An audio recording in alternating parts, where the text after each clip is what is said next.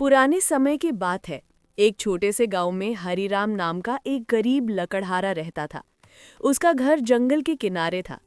हरिराम रोज सुबह अपनी कुल्हाड़ी लेकर जंगल जाता, पेड़ों की सूखी टहनियां काटता और उन्हें गांव में बेचकर अपना गुजारा करता था।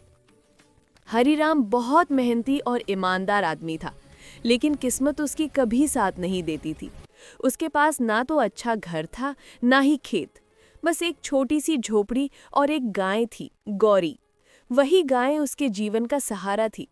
हरिराम उसी के दूध से अपनी भूख मिटाता और कुछ दूध बेचकर थोड़ा बहुत पैसा कमा लेता। गौरी भी हरिराम से बहुत लगाव रखती थी। जब वो सुबह जंगल जाता तो गौरी उसके पीछे पीछे थोड़ी दूर तक चलती और फिर वापस लौट जाती। हरिराम जब शाम को लौटता तो गौरी उसे देखकर खुशी से रंभाने लगती। एक दिन की बात है, गर्मियों का मौसम था। सूरज सिर पर था और जंगल की मिट्टी तप रही थी। हरिराम पेड़ों की टहनियां काट काट कर थक गया था। तभी उसे दूर नदी के पास हरी भरी घास दिखी। उसने सोचा कि अगर गौरी को ये घास मिल जाए तो उसका दिन बन जाएगा।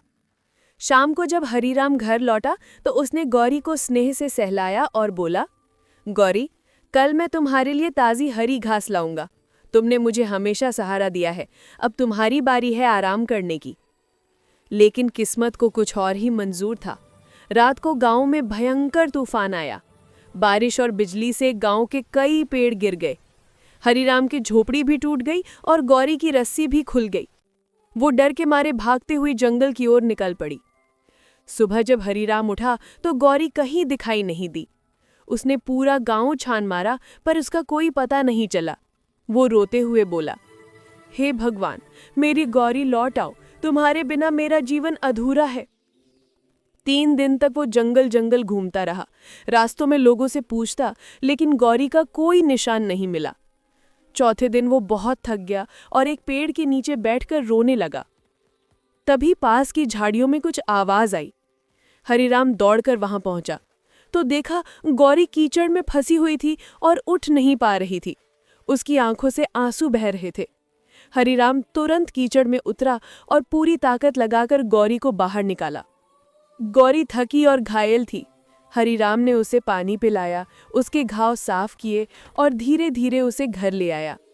अगले कुछ दिनों तक वो उसकी बहुत देखभाल करता रहा। गौरी फिर से ठीक हो गई। कुछ दिन बाद जब हरिराम लकड़ियां बेचने बाजार गया तो वहां एक व्यापारी ने उसे देखा।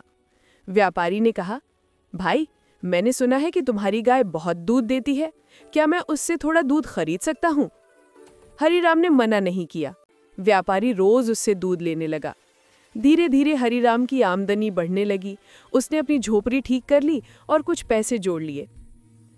एक दिन हरिराम ने आसमान की ओर देखकर कहा, भगवान, आपने मेरी परीक्षा तो ली, लेकिन मेरी सच्चाई और मेहनत को भी